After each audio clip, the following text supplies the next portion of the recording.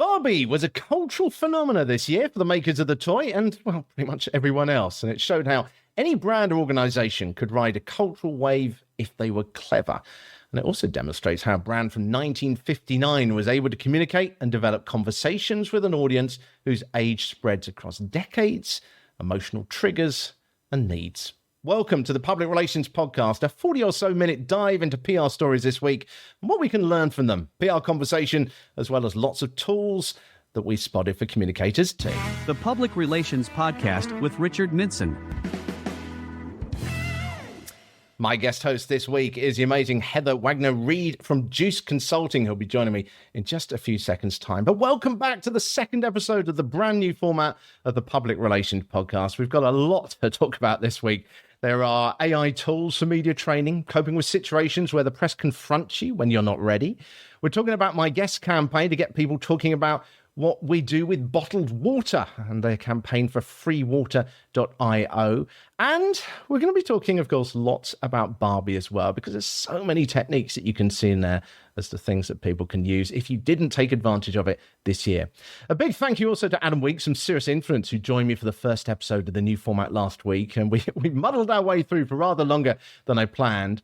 But looking at some of the stories that we talked about last week, I mean, there was Apple. Over the past 7 days, there's been a spike in comments about the new iPhone overheating. We were talking about that and about how Apple is facing a harder time perhaps now because Steve Jobs set the bar so high and they've now got to deliver on that compared to other brands which have talked more about a sort of innovative step-by-step approach.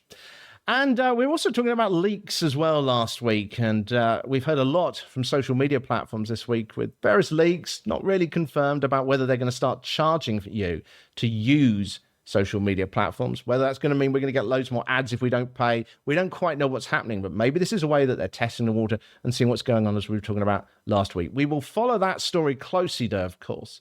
And don't forget as well, I want you on as a guest host on this show as well. You do not need to be a thought leader, an agency owner, or a big name PR person. This show is very different. It's about frontline PR workers. So if you have sort of 2 or so years of experience, I want you to come on and share your ideas.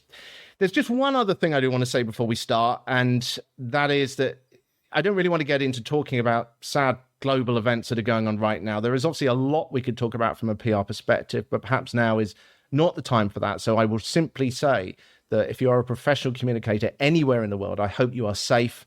And of course, we are thinking of you. So I want to bring in my guest for today, Heather Wagner-Reid from Juice Consulting. A huge welcome to you.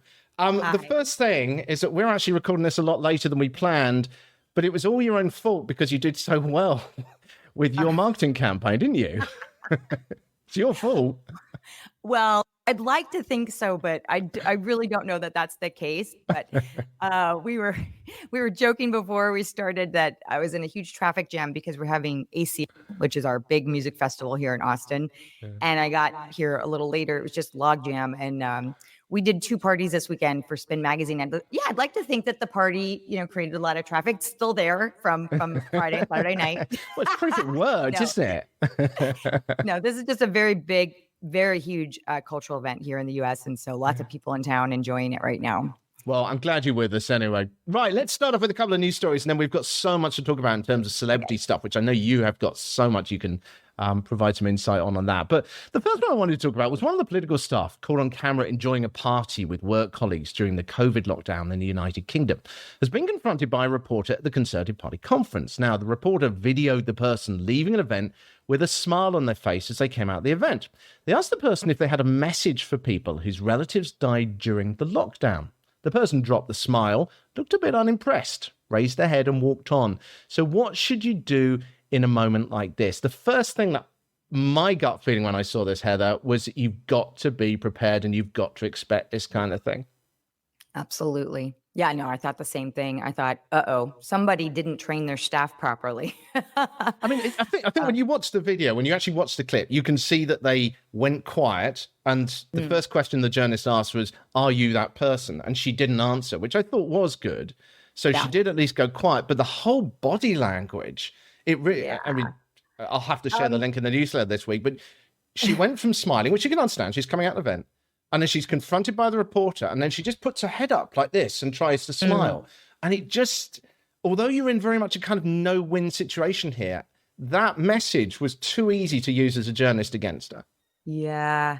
Yeah, absolutely. And, my thoughts too, I think like the first thing would be anyone in a situation like that where you're in the media constantly, you always have to consider that anyone working for you could easily be pulled into a media situation too. And that's an easy, accessible thing. So this person, she's working for a political party, yet was caught probably off guard, was maybe not trained with a key message to respond to a question like that, nor was she expecting it, and came across in a way that was very dismissive.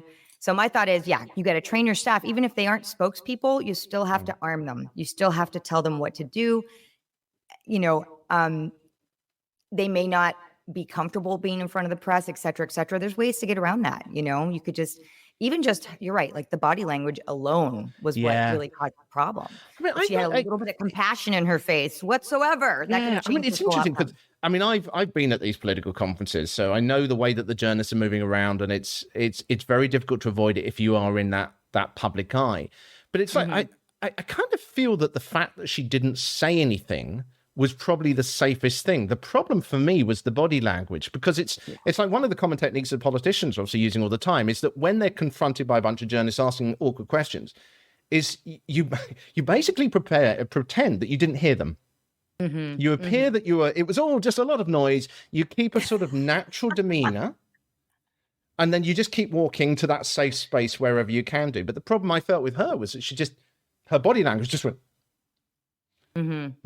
she just lifted her nose up. I mean, do you think, because my concern also with someone as young as that is that she maybe couldn't have handled the follow-up questions that would have come along. So I wonder if being quiet was the safest bet. I don't know.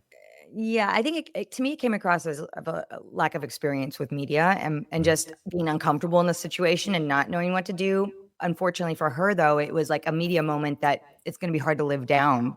If she does have an opinion, what I would say is go on your social media and express that later. Like if she does feel compassion, if she does feel regret for her behavior, she does have a chance to say something about it now. And it could be as simple as, I was caught off guard. I didn't really expect that at the time. Obviously you want to be authentic about it. And that's how we work and advise our clients, is just go to your place of authenticity. And I'd hope she does feel some compassion for the situation, the people that were affected. Yeah. So, yeah, it's such a difficult one when you're in the world of politics, and as well, because the journalists are very much there to try and catch you out. And, they're not there for speeches. They're not there for policy.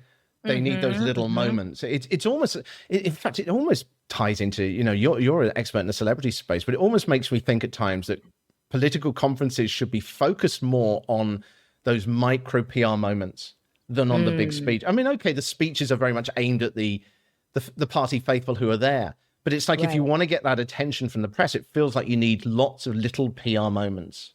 Absolutely. Yeah, I mean, we don't do a lot in politics, but I was in Washington a couple of years ago with a leadership group, and I noticed that there were people all over Washington at the Capitol doing interviews constantly, various Congress members and Senate members, and just doing little snippets of interviews. And it was a very dynamic environment where if they could catch you while you're walking from one meeting to another and grab a comment, that's when they would go in for it. So that was kind of interesting to observe. It was very spontaneous, and obviously they had to be media ready constantly. You never knew when somebody's going to ask you something. So I think it's part of the job, Yeah, but I think it's funny, isn't it, that I think sometimes people think that media training is something I'll do when the crisis hits. And it's like, okay, you haven't got to sit down and spend 10 hours doing media training necessarily before a crisis hits, but you've at least got to do some to get yourself familiar with what that experience might be like. Absolutely. And a lot of times people have no idea, A, what's expected, B, the amount of control they actually have over a media moment, because you really do. If you're prepared, you can take control of that and turn it into something beneficial for yourself. Yeah. 3, how important key messages are. Just understanding your key messages, even if it's not for the media, but you're in an elevator and you have to do an elevator pitch. Like, how are you going to talk about your issues in one brief moment? Yeah. So, and the key messaging exercise is great because it gives you a sense of confidence when you're talking to others in any situation.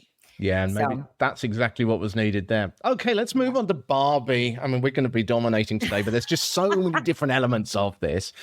First of all, let's just have a quick look at a story to do with Barbie. On the 1st of July this year, Google Trends showed that interest in the word Barbie rocketed. No real surprise, was it? It lasted until the last week of July, and then it plummeted almost as quickly, actually. A few days ago, it reached fairly similar levels to where it was before the movie, but still very much up. Now, for marketing people, there was a gap of roughly a month where everyone was talking about it, even if you'd never played with Barbie or never seen the movie, which is the case with me.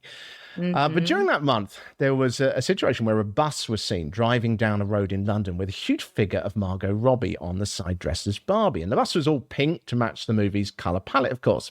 But moments later, a van pulled up in front of it with a huge pink banner talking about a pink sale for an online retailer called Not on the High Street. No mention of Barbie, but it's obvious what was going on. Now, while this might sound like sort of traditional marketing, it raises this whole question for PR people as to whether it is easier to join an existing conversation than to try and start a new one. When can you try and hijack it? Is it safe to do it? I mean, what were your initial thoughts about this story, Heather? Well, I thought it was fascinating because, it made me dig a little deeper into some of the marketing strategy around the movie. And it turns out that hundreds and hundreds of brands actually almost paid to play in the Barbie space with their products during that time, and doing deals with Mattel, deals with Warner Brothers. I don't know all the legalities, but they had to, you almost had to pay to use that Barbie brand on your stuff. And I think with this, the example of this is someone didn't pay to play. They just went with the pink bus and, still probably got a lot of leverage out of it because the consumers didn't really know the difference. They're just seeing the color pink and they're thinking, oh my God, there's another brand who's on board. How did this happen? Why is everybody, marketing the Barbie movie? But it's because everyone's talking about it though, isn't it? It's that it's already in the zeitgeist. So simply by saying pink, you're tapping into that. Yeah, totally. I mean, I was telling you too, I was coming home from vacation and I was in an airport in Italy, and lo and behold, I found these beautiful pieces of pasta that I brought for my daughter. Oh, you have to lift it up a bit more. If you're watching on YouTube, you will see how Barbie pasta. I mean, who wouldn't want this? What little girl wouldn't want this? What mother, who grew up, who's in, my age, who wouldn't think, oh, that's amazing. I got to get that. Great price point. But, this is a significant pasta brand that obviously decided to go with the film branding, and they had aprons. They had whole boxes of goodies to take home. And I think the phenomenon was that the movie and the product, so many aspects of this spoke to people emotionally, in the sense of, it wasn't just, it was the Barbie brand. It was also the music. It was the fashion. Yeah. Obviously you didn't know what the movie was about until you saw the movie. So it was also the anticipation of what this would be. But I think once you saw the movie, your perspective even changed further because of some of the incredible messaging in the movie. We'll have to talk about Barbie as a brand itself, but it's just this whole thing about kind of getting involved in conversations which are already happening, isn't it? I mean, I was thinking about another example of this. There's a street in the city of York in the middle of England called the Shambles. And this is the street that they modeled the street, and I'm trying to remember the name, is Diagon Alley from Harry Potter. It's a sort of shopping street where they have all the magic stuff like that. And they modeled it on that because it's a higgledy-piggledy, really old-looking street. And once it was kind of known that this street was what had been used as a model for that, there was a shop that set up on that street called something like the Wizarding Shop. And it had sort of wands and bits and pieces from Harry Potter. And then I think it was about 6 months later, the official Harry Potter shop set up the other side of the street. But you can see how, again, that shop, the Wizarding Shop, was incredibly popular when it first set up because people are already talking about it, isn't it? It's about getting involved in conversations people already... I sometimes feel that people spend so much time sitting around at the boardroom trying to think of a new idea. And yet, actually, it's those conversations are already happening. Yeah. That is so true. And I think it's also just the way we are as a society right now and what's really resonating for people at this time, post-pandemic, making a resurgence, some of the issues that we're facing as far as, the female role in society and diversity issues, all those things. I mean, these are very, very poignant issues right now. So, and they have been for a long time, but for some reason, even our our youth especially are more aware than ever because of platforms like TikTok, etc. I mean, so the kids of our generation are demanding social responsibility. So because of all of this happening, I think there is a resonance there. There's something people are getting excited about, and then once it starts, it's like it just kind of has a life of its own. And I was telling you earlier, like I saw that with the recent concerts that Beyonce did and Taylor Swift did, and I brought my silver Beyonce hat to show everybody because it's like same thing. Not same Again, thing, this is why you got to watch this show on YouTube, because you can see how they're putting on a hat now, and it's awesome. I actually made this hat. I bought the hat on Amazon, and then I painted it and decorated it and all that stuff. I'm very proud of my hat. It's fantastic. But similarly, you have these things going on where, on the fashion sense and just like, how do you express how people coming together to express themselves in the spirit of something that gives them joy. And, at the Beyonce concert, everyone was dressed up in silver, and it just was so delightful, so much fun. And what effect that had on our economy. There was, speaking of stories, $4.5 billion of an effect on the economy that each of these tours apparently had. And that's an interesting number to examine.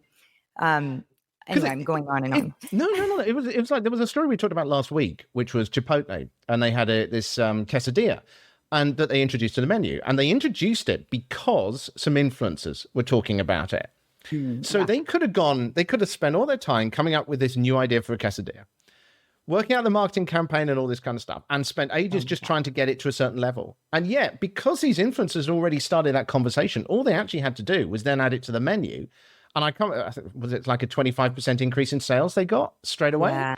Oh, it's insane. But that's the point, isn't it? It's about taking advantage and utilizing what is already being talked about, is it kind of feels to me. Yeah. Yeah. And it's amazing because nowadays things can spread so fast. The whole influencer, part of what we do has changed very much what we do. I mean, my agency used to just focus primarily on earned media with traditional press. And now we have an entire influencer, service bucket where we reach out with influencers, and they're just as powerful sometimes, in a different way, but their ability to spread information quickly is, cannot be underestimated. So when you have, a certain amount of followers around the world and you just do that one post, I mean, you have the ability to change, opinion. You have the ability to do a call to action. You have the ability to share a product and get people excited about it. And it's pretty amazing. And I think you particularly, that's really interesting, because if you're watching influencers who are talking about your product, the temptation, I suppose, is to wait for them to say something that you want to put out in your current list of statements that you want to get across. How cautious do you need to be about jumping on something when you're not quite sure whether it fits directly with what you want to say? I mean, what sort of how would you approach it? Because it's like with Chipotle. Initially, when that first came out, there were actually signs going up in some of the branches saying, we don't do TikTok trends here, which was a terrible mistake now when they look back on it. But it's like, at what point do you actually embrace these things? I mean, from your experience. I mean, I would definitely say that there's the whole thing with influencers, there's a relationship there too. I mean, just like the press. First of all, you have to do your research. You have to know what they're like. And if there's somebody that's risky at all, they might say something bad about your brand. I mean, don't mess with that if you really want to be protective about your brand. On the other hand, you can brief an influencer just like you brief a press person. It's about having an authentic conversation. And I think a lot of it is, hey, here's what we're trying to accomplish. Here's what we're trying to do. Obviously, we'd love for you to help us with this. Here's our product. Can you take my pasta and do something really, really cool with it? And what do you think? And I think it's that kind of human interaction that matters. It's the authenticity of it.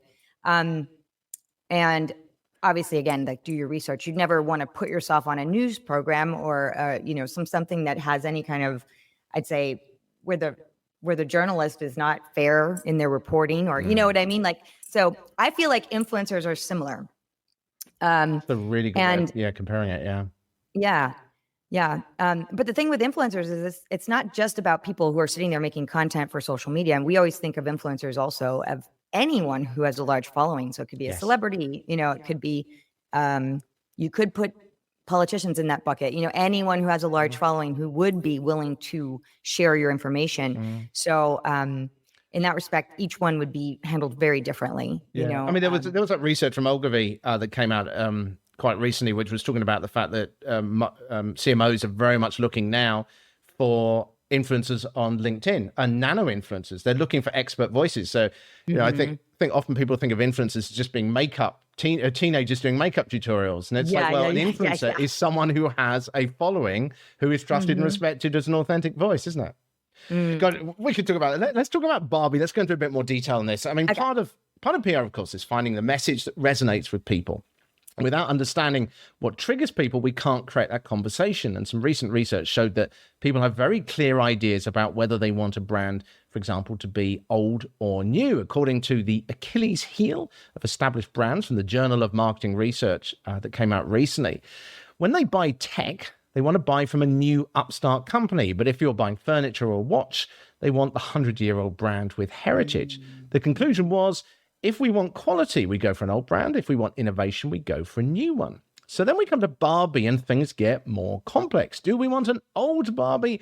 Do we want a new one? What is Barbie? What is the conversation people are having? Barbie, of course, was launched on March the 9th, 1959 at the New York International Toy Fair as Barbie teenage fashion model.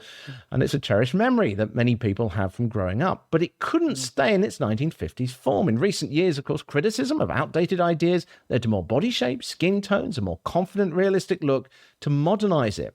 Now, you might think that the brand now is very much focused on being new. But then you look at like the movie this year that played very much into nostalgia. It had a PG rating, not a universal one. So presumably it was aimed at mums remembering their youth. So Barbie is having to play this delicate game between a brand that is based on modernness and nostalgia. So what can we learn from what Barbie is doing? I mean, the first thought I had on this is that you've got a company here that knows they have different segments to their market. And obviously in modern society, a fragmented society now, we can't think of our audience as one type of person anymore. That perfect persona simply doesn't exist anymore, does it? I think they did that straight away. They've done that really well. Yeah. I mean, I'm sure they sat around in a room with the highest level of marketing gurus that they have on their team and defined their target audience as one of the very first things. And I bet you anything, as time went on and they started to see the reaction of the public to this film, I bet you anything they at some point had to expand that and think about, oh my God, it's now triggering this group or that group or this demographic. I mean, I always feel like the marketing plan can be a living and breathing kind of document, Has to be, yeah. Happen, and who would have thought that this would have become like a movement? And so many brands, I'm sure the brands were coming on board all the way up until the week of the movie coming out. Yeah. So, that being said, I think defining your target demographic in a marketing, strategy is very important. And I tend to do that, obviously, when we do media campaigns. It's like, what audience are we trying to reach? And obviously what publications can find that. Yeah.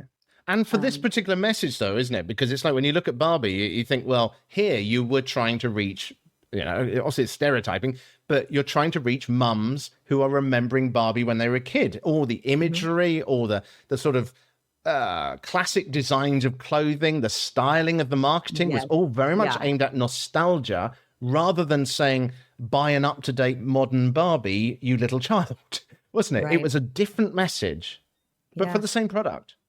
I mean, I'm one of those moms. I have 2 kids. I grew up with Barbie, my daughter is 11. She grew up with Barbie. My son, who's 13, even though he grew up with it ancillarily, he was even excited to go. And so I ended up taking 6 children to the show, all of us dressed in pink. We did a limo experience with my car, but it was a happening. It was like an event. It was it was like going to the prom, Yeah. And so the nostalgia thing hit really hard for all of us. And agreed, it was in so many ways. It was almost like the voice of our time speaking through this film to address, some of the things that we've, as a woman, we wanted to hear from the media, the popular media. And it resonated with all these kids of different ages, different sexes. You know what I'm saying? Like it was very timely, very poignant, very, very on for right now. Do you think? For Do you, sure. do you think it? I mean, it's interesting. Do you think it was more targeted at the mums than the youngsters, though? I mean, because it's like, It was PG-13, so yes. yeah, it's like with cars. Okay, one of the interesting things that's come out from sort of car research is that the natural thought with a car is that a man picks a car, but actually, no, it isn't. It's the women have a massive influence on what is picked. So when you're doing your conversation building, your PR on this, you've got to think about, well, what might be of interest to that person, to that particular audience, isn't it? So it is about being very clear, not just who the one persona is, but who the different aspects of the market is. You've got to gear up your message and your lines too, so that it appeals. I mean, the classic, you've got kids. I haven't got kids. So when I hear an advert that starts off with the words, "When you're taking your kids to school," I switch off because that doesn't engage with me. So it's about getting our core lines to resonate with the audience we're trying to reach, isn't it? Yeah. Totally. Well, at first I was thinking, obviously the parents decide how to spend the money. They're the ones who give their kids money or spend the money, so that's a starting point there too. I did think it was interesting that it was PG-13, but I think it was probably well rated for the content. But that didn't stop those of us who had kids under 13 from bringing them. I mean, I feel like a lot of younger kids came to see that regardless. So yeah, it was, I even missed the first part of the movie because there were so many people attending the night we went that the line for popcorn was 30 minutes deep. And I swear I was there for the kids. So I got them the popcorn. They're watching the movie. I have to go back and watch the whole thing. But I think, it's one of those movies that no one will forget this summer. It's been a very, very interesting summer for a lot of very, pro women cultural events. Let's put it that way. Again, we're talking about things that are having the conversation. I mean, how do you think we can apply what Barbie's done to other businesses? So, I mean, let's say that we've got a question coming up about a heart health charity. If you look at that, for example, and I'm guessing here because I'm not an expert in that stuff, but I imagine that you've got a lot of different case studies within heart health. You've got probably older people. You've got people that are carrying too much weight, people who are young who've got congenital conditions. So to appeal to those different segments, you're going to have to come up with slightly different messaging, aren't you? Yes. I'm just thinking about how we can apply those techniques to smaller businesses. Yeah. Any thoughts? Yeah. I think that's where I teach a class about PR and marketing. I'm always talking about how strategic alliances and community partners are so important because they help bring their own marketing value to what you're doing, but also it helps to show that you have a conscience as a business and that you have something besides just trying to be profitable. And that's what really resonates with people. It also resonates with media and media sponsors. I mean, it's almost like creating as a business, looking for those types of alignments just opens the door for so much more to happen, so many good things to happen, obviously. So I do think that, charities, nonprofits partnering together for the better of mankind, womankind, is a great thing. And building out your audience by doing those things is great too. It's just like a win-win for everybody. Yeah, we had a really interesting chat with Alexandra Annabelle from a charity called Tech Fugees a while back. And she was saying that a lot of her PR work now, it's nothing to do with press releases. I mean, she actually says that she bans press releases from her office. She sees it as being about relationship building. And that means, so she doesn't care whether she puts out the story and it gets in the press or a partner she's working with puts out that story and it gets in the press. Right. As long as the message is getting across. That's right. And it's exactly that point you're making there. It's about the partnerships. Yeah. It accelerates that voice. Oh, yeah. At the end of the day, it's a domino effect. And I think even just putting those high level relationships together can do so much on a client level. Like our agency, we're constantly looking how do we pair our clients together? Because there's so much value in that, opening those conversations. And it's like that with across the board. It's like authentic relationships with media, authentic relationships with local influencers, authentic, connections in the community. And that's what our job is, Yeah, it's So beyond the press release now, isn't it? It's got to be now. yeah. Yeah. Yeah. Right, let's move on from Barbie.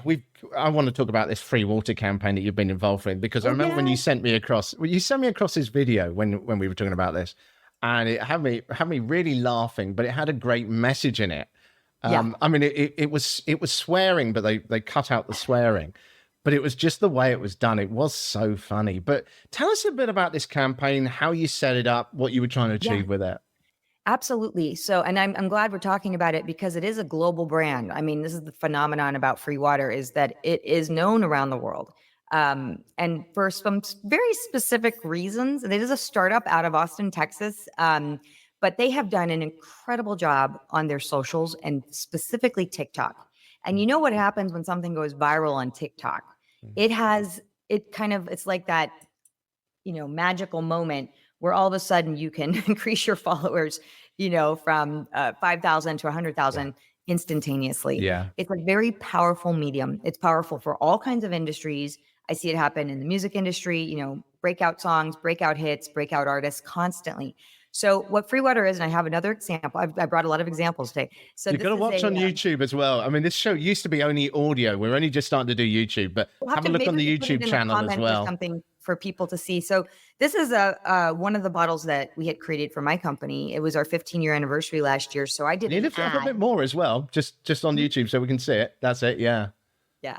So this is an ad that actually has a picture of my team on it. And we say fresh squeezed vitality. The company's called Juice. So that's our tagline. Yes. And basically it has a lot of information on here, like a QR code where you can go directly to our website or to our Instagram page.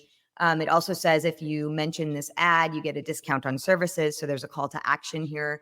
But it's meant to be an interactive product. So the idea behind free water is that the water is free because it's paid for by ads. So the reason I love this campaign is because, first of all, it's so ingenious. Like, it's a genius concept that the founder, Josh Clifford's, came up with to create, free products that benefit mankind, or, the humankind. I keep saying mankind. I meant humans all around the world. We know what you mean. It's okay. Because there are water scarcity issues around the world. And so the company's partnered with WellAware in Austin to build water wells. And every 10 cents from every beverage that is created or sold to an advertiser goes back to these water wells. So anyway, there's a charitable element, a philanthropic element. The other two things that are really cool about it is that these are great promo items. We give them away. We did it for South by. We did them for our anniversary. I still give these out to clients constantly. People look at it like, what is this? Oh, how cool. But their TikTok videos, if you go to Free Water's TikTok, you'll see have been going viral constantly. There's one on there that got 30 million likes. It's a great idea. I mean, how did you approach the campaign behind this, though, and helping them? Well, it was a very, I'd say, by the books kind of PR campaign initially, but it changed a lot. So first of all, was getting the messaging together, trying to help really simplify the messaging, because Josh is a genius. His head is like Elon Musk. Full of ideas. That's always a challenge. Yeah. And so it's like working with the CEO to kind of make it easier for people to consume and understand was the first, call of order, getting our key messages straight. And then when we finally got through all of that, we figured out, okay, we need to announce that this thing is coming. We want to create our media list. We want to hit up, again, who's our audience. And we came up with probably 10 different types of media audiences that we could deliver this to. I mean, there was I thought it's quite wide ranging this. There's a lot of different angles. It was so many things. I mean, you got tech and innovation. You've got, Austin-based startup. You have beverage and beverage news. You have consumer press. You have product-based press. You have basically business press. You have I mean, there's just endlessly. Yeah. So you identified those ones. Yeah. So we came up with our media list, and we went really wide. And we also, I like to start things with a bang. So I always tell my clients, let's do an event, let's do an activation, let's do something where we have a call to action of some sort. Yeah. So, early on, we were getting up close to South by Southwest, which is here in Austin. And so they activated during the startup crawl, which is at Capital Factory. And they had all their products out with startup crawl is literally like one of the most packed tech events you could attend probably ever. Yeah. And people from all around the world. So Free Water is giving out their waters, and it made a splash. At that point, Capital Factory invited them to become part of their, I guess, investment portfolio. Like, if they come and be at our offices, we want you to be one of our, startups. Awesome. So Capital Factory took notice. And then after that, we started getting a lot of influencers coming. And these are people willing to do it without a cost involved. Because so these were people coming to you just because they love the story. So it is the classic earned media, isn't it? Where people used to cover something because it was a story. That's right.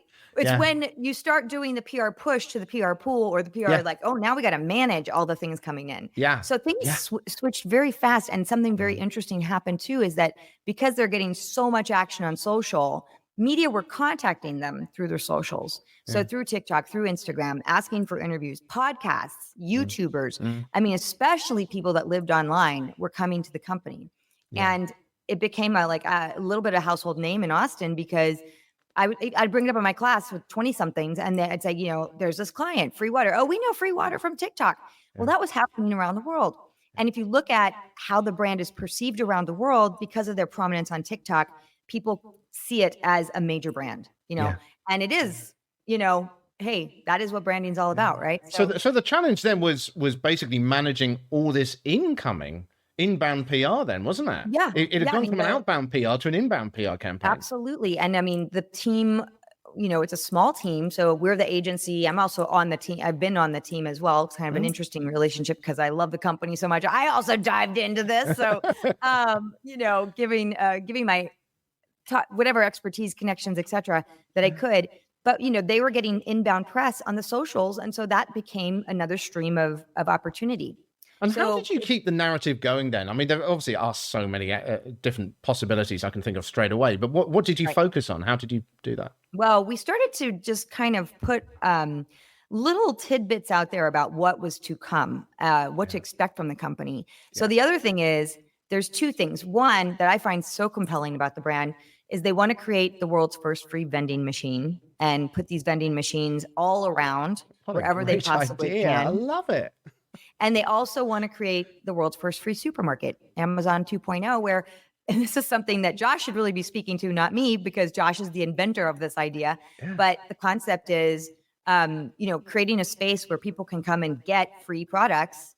Of course, there's going to have to be a system involved. You can't go just take them all, but there's a certain amount of interaction with the product maybe to get it. Like with the vending machine, you have to watch an ad to get the product. But it is a way of, yet again, creating that, consumer brand interface on multiple levels. So it's not just then the ad on the can, it's also the video you see to watch to actually get the can of water. How are you managing this now? Because this sounds like you've got a billion potential ideas. So how are you working on what to focus on? Because as you say, there's only so much, there's only so many hours in the day that you can do this.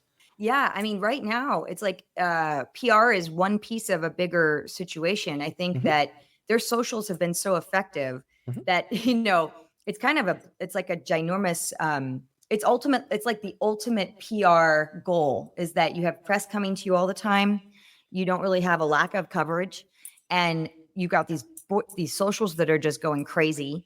I think we're kind of in between media moments right now. I think when the vending machine comes out and other projects are announced, funding rounds come out.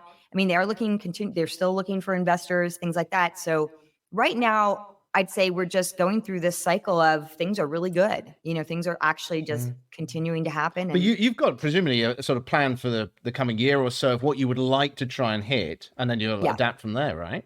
Yeah. I think that, again, South by is going to be a big moment because it is an Austin company, right? So you get a lot of eyeballs, a lot of tech press.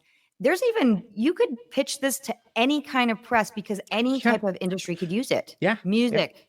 Yeah. We've already put musicians on the can. So that's been really fun. Take them right to their Spotify page. Boom. Take them right to where you can buy tickets to a show. Boom. We've done activations with films.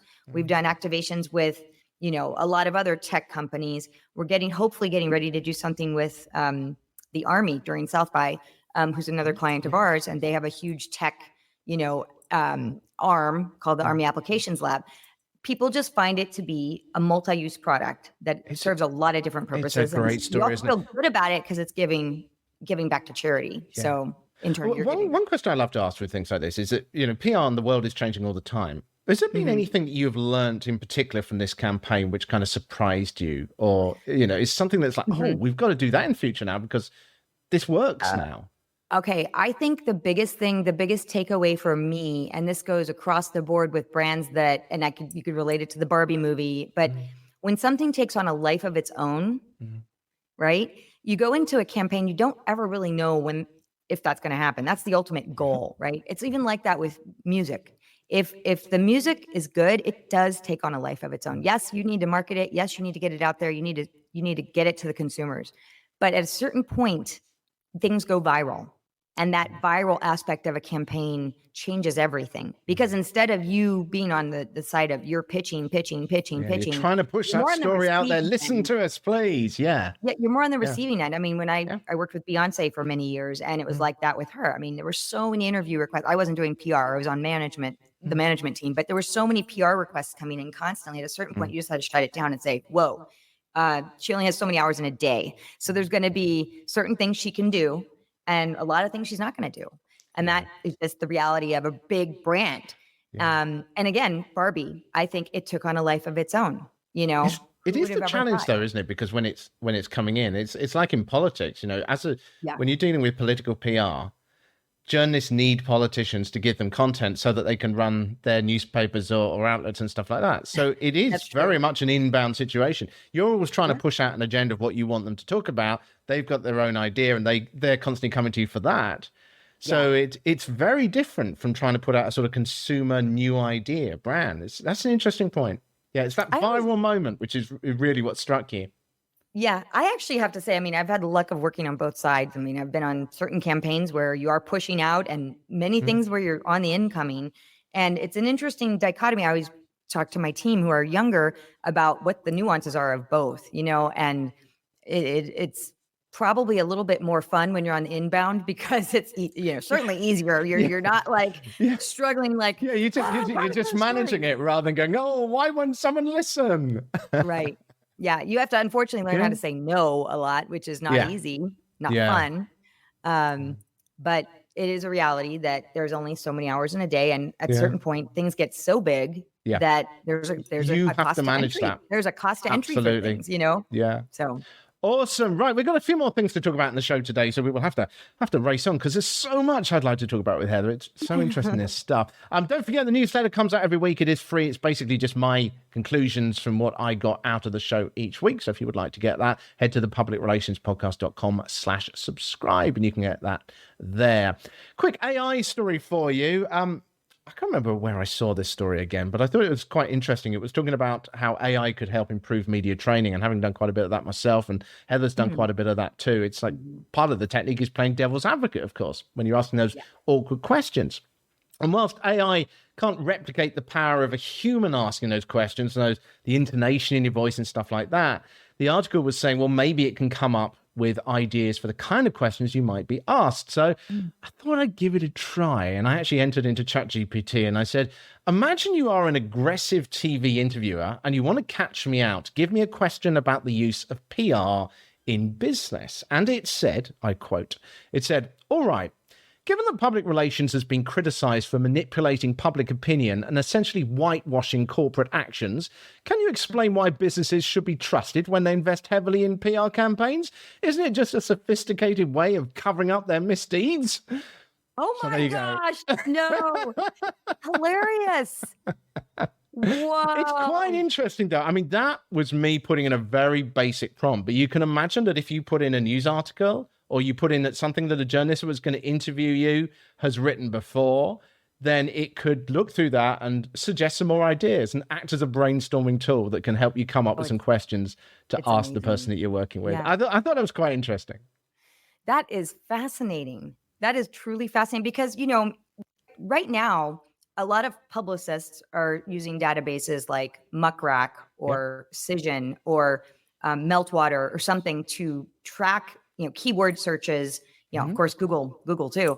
But to get the research they need to find the journalists they need to do, get to the heart and soul of how to pitch somebody, et cetera, et cetera. And you're right, like these tools now can be very much delivered by AI. You could easily have that do your keyword searches on, multiple fronts and find out potentially even more than you might doing it on your own. But it's just, what I mean? triggering the type of questions as well, isn't it? I mean, you still need someone, someone like us actually doing the aggressive questioning and actually putting the people under pressure. But when it comes to actually coming up with a bunch more questions to throw at someone and different ways of saying it, I thought that was quite interesting. It is really interesting. Yeah. Let's have a look at the community bag now. And this is a section where we answer any questions or comments or any thoughts that have come in via LinkedIn or via the newsletter or via email. And let's just have a quick look at what we've got here. So I mentioned this one a little bit earlier. Here's a question for Heather and I. We have a heart health charity. What's the best approach to building strong relationships with influencers in our sector? Oh, actually, influencers. This one. Let's put it over to you, Heather. What's your first thought on that for heart health? Oh, well, what I like to do is, I like to do I'd say a lot of it involves research and doing a deep dive into who you find are the most appropriate influencers for your brand. And, when we do that for our clients, our team just goes at it. We do the research. I ask your AI platform, because that probably will get you some information too. But it starts with research. It starts with really trying to find these people online and, maybe doing some keyword searches on Instagram to see what comes up there. Same thing with, any social platform. But really starting to put them into a database on your own and organize that so that you know how to find these people, you know what they're all about. And then how do you reach out to them? What's the most appropriate way? A lot of times it's just a simple message via their social platform to get them. A lot of times people don't know how to work with influencers or how they, how to use them. Sometimes they're like, are these people I have to pay to work with? Are they in kind? And honestly, the answer is, yeah, it's both. Influencers, some of them do need to be paid. Some do that for their livelihood, and others will do something for you in kind. It's usually the smaller, more, community-based ones. But you can start an ambassador program with influencers who have an actual tie to your issue and give them a leadership role that actually incentivizes them to want to be involved. Like that's a very simple approach, What would make them want to do this for you is a great thing to think about. Yeah, you've covered so many of the points I was going to say about the ambassador thing as well, is getting people involved in it, allowing them to feel part, and they're more likely to be talking about it in a positive way, and also providing you with useful feedback as well as to what that messaging needs to be, isn't it? And also that point we made earlier about nano influencers, it's not just about makeup, teenagers doing makeup tutorials. It's who are the people that are actually reaching the market that you want to reach. Yeah. The other question, how do you handle a situation when a client and the media have conflicting interests or narratives? I think that's almost always the case, actually, in the world that I used to work in political PR. One of the things straight away is that, clients always want free advertising. Journalists don't want to give you free advertising. They're in the business of getting the advertising to pay for their jobs and paying for their salaries. Yeah.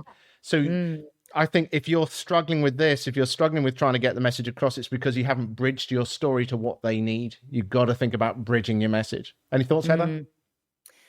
Yeah, absolutely. Like doing a deep dive again into who this writer is. What are they interested in? How do they work? What do they like to cover?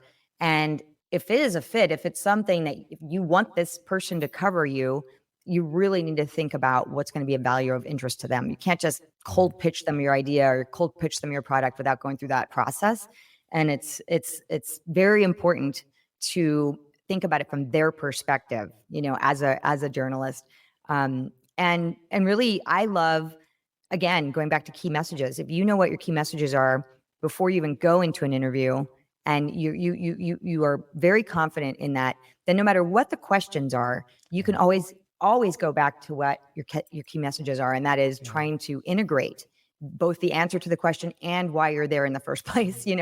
Perfectly good example of what you learn in media training. But it's important because sometimes an interview can go off to a whole nother direction that you didn't even come to talk about. And you don't want that to happen necessarily. So yeah, it's bridging. I still love the word bridging because it does sum it up. It's about connecting what they're saying with what you want to say and making sure that you're still delivering an answer that sounds like what they want as well.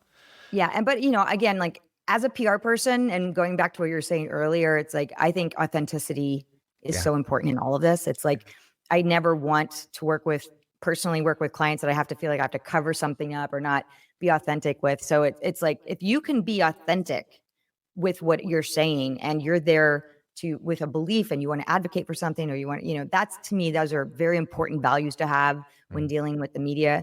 I know it may not work in every PR situation, but those are the things I like to work on. Yeah, I think authenticity is underrated, but it is a hard skill to do because everyone's got an agenda, isn't it? And it's trying to get into what do you really feel? What is actually going on in your gut rather than that core, just focusing so hard on that sentence you have to say. I remember doing an interview, many, many years ago with a council official. And I asked about 6 different ways the same thing, and he just said the same sentence each time as his answer. I mean, very slightly different, but it was basically the same sentence. And it's like, well, yes, you said your message. Sure enough, you did. You said your message. But do you know what the audience reacted to that? It didn't work. It didn't get across because all they heard was you being inauthentic. That was the message they actually got. So, ultimately, what is the goal of communication? It's to get your message across. And if you failed, even though you said the words, you failed. True that. It could go on for hours. It does. It can become, a problem, a PR problem, if you don't really know how to convey that. So it's true. Exactly. Well, if you've got a question for the community bag, let me know. You can reach out to me on LinkedIn. It is great to hear your messages. I know I get a lot of DMs on that. You're welcome to comment on anything that I put on there publicly as well. But I know a lot of people like to keep things private because they don't want to mention the organization or the people that they're working with as well. So feel free. You can always connect with me on LinkedIn. I'm perfectly happy to take questions there. So let me know if you've got some of those. We are basically at the end of the show. There was only one other question, which comes back to the whole thing about the future of PR and what your vision is where you think PR is going to go in the next few years. We've obviously got the AI challenge. Press is declining in terms of its influence compared to what it was in the past. What do you think are the main challenges now for people working on the front line of PR today? Well, I think a lot of it is just how fast our industry is changing. I mean, we have in my life cycle of, almost 3 decades of working in PR, it's drastically different than how it was when we started. I remember sending a fax and a journalist actually picking up a phone and placing a story on CNN. It was like, that's what happened when I first started. It's like, I got stories. Nowadays, it's hard to track people down. It's hard. Post-pandemic, people are not in office. So connecting with them in a human way is difficult. So you got to email them. Then you got to find them on social media. Then you got to follow their Twitters. You got to do this, you got to do that. If you're not having lunch with them or in the market with them, it's difficult to form those relationships. So that's number one. So, if you're not in a major media market, you got that working against you sometimes. But then also just the changes that social media have brought us, including now AI and, influencers. It's like, I have no doubt that it's going to be a completely different type of industry in 5-10 years yet again. Like, it just reinvents itself time and time again. I still like the basics, though. I still love the things I learned in college and I still practice that, but there's so much more. There's so much more you have to know now. It's interesting you're saying about the relationship thing as well. We've got a chap called John Woodruff who runs an agency specializing in the cycling industry in the Netherlands. And he's coming on the show in a couple of weeks. And so much of his work is just about networking with other journalists, but by going on bicycle rides with them, by just going to having a music event and chatting with them while they're listening to the music about their hobby, which is cycling. So as a result of that, he's not pushing a topic. He's simply sharing his excitement with friends. Yeah. And that's a different, it's a really powerful way of doing it now. I think it's such a very, very incredible relationship, the journalist and the publicist, because in fact, one of our local writers here for our daily paper once shared with my class that one of his most important relationships his whole career as a writer was a publicist that would give him stories before anyone else, give him the exclusive. Yeah. And this was a person that helped him develop his role in the music industry and writing about things and some of the bigger artists. And so he was saying how much he appreciated that relationship with this person. And I'm sure she felt the same about him. And it's if you can form those kinds of, direct Be a useful bonds, source, a useful, authentic source. Yeah. Yes. It's great for everybody. I mean, everybody does their job and gets what they need to get done, so. Heather, it's been such a pleasure talking to you today. Thank you so much. Thank you so much for battling through the traffic as well. Oh, gosh. For getting to this. It's been so good talking to you. Are you going to come on again sometime?